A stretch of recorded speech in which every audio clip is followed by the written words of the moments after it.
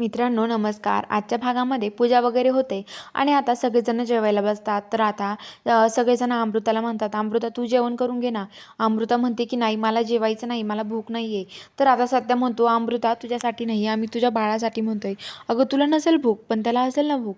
त्याला भूक लागली असेल ना, मग दे ना त्याला जेवायला. का नाही देते तू बाळाला जेवायला? जेवण कर म्हणजे त्याचं पण पोट भरेल." तर आता लगेच तिला ते जेवायला सांगतात आणि अमृता जेवायला बसते. सगळ्यांना जेवायला वाढतात. मम्मी साहेब काय जेवण करत नाही आणि म्हणतात की तुमचे ढेकळे वगैरे येऊन झाले असेल आणि तुम्ही फुगले असाल ना सगळे, तर चला आता घरी घरी जायचं आहे आपल्याला. तर आता चित्रकार म्हणतात, "थांब आंबरे, हे बघ स्वतःची काळजी घे, स्वतःकडे लक्ष दे आणि हे बघ सगळं व्यवस्थित कर." तर आता अमृता म्हणते की हो.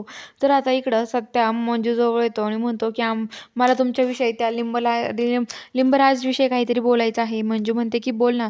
तर आता लगेच सत्य म्हणतो की हे बघ वाघमारे, मला आधीपासून माहिती होतं अमृताला हा माणूस त्रास देतो, खूप दारू पितो. मला हा आधीच माहिती होतं, कारण की मी खूप वेळेस त्याला पकडलं होतं आणि हे बघा जेव्हा मी त्याला हाणत होतो का, तेव्हा त्याने अमृताला हाणलं होतं ना, त्यावरूनच मी त्याला हाणत होतो खूप.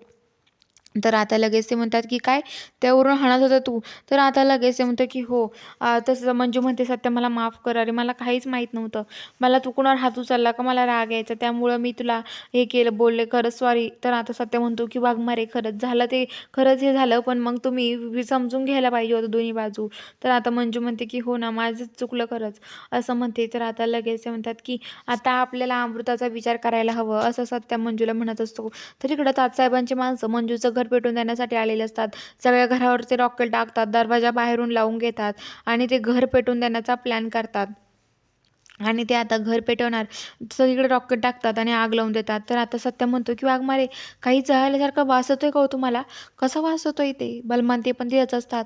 तर आता लगेच सत्या त्या तात्यासाहेबांच्या माणसाला बघतो आणि त्यांना मारायला सुटतो. तेवढ्या तिकडे घर पेटायला लागतं. मंजून ते सगळेजण खूप घाबरून जातात आणि आता सत्या पुन्हा आतमध्ये येतो. तर बघूया आता पुढील भागामध्ये होईल का मंजूला त्यांना काही इजा? हे बघायला चॅनलला सबस्क्राईब करा.